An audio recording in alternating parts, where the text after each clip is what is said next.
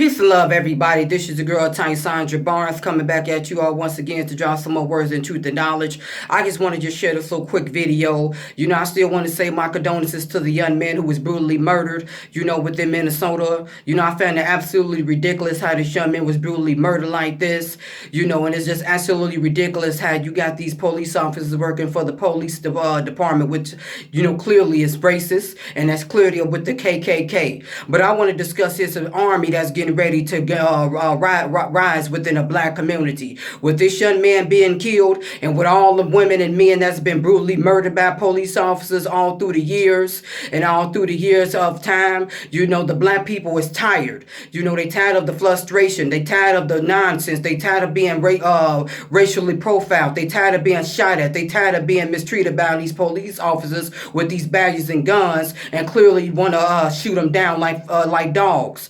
And when I'm talking about an army, I'm talking about people that's getting ready to rise up, that's ready to fight, not in the spiritual realm, but also in the natural realm. A soldier that's ready to go to war, that's ready to speak the truth, that's tired of being sick and tired, that's going to speak that knowledge, that's going to speak that truth. Now, they just have not just started an old line, they just have started a war.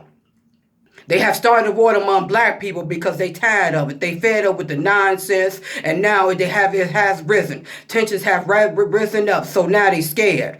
They scared. They scared now because black people have risen up to speak this truth, and that's coming together with this power, and that's going to stand up for injustice, and that's going to stand up for racism and discrimination and the violence that's been going on too long for many years. We look at the 1950s and 60s where men and black men was brutally murdered, where riots have taken place, with riots that had destroyed the community because of the nonsense, because of the lack of education, the jobs, the racism, the police, and the economy that has failed them among the world, and they got tired of it, and they getting tired of it. So now their energy is building up within the communities around the world today. Everybody talking about this virus. Yeah, this virus is nothing. It's something they should not be worried about, because they created many sicknesses and diseases within black communities and black people years ago to kill black people off. And people do their research. Black people been injected with all kinds of diseases and sicknesses. Do the research how black men and women was infected with syphilis and many other diseases years ago.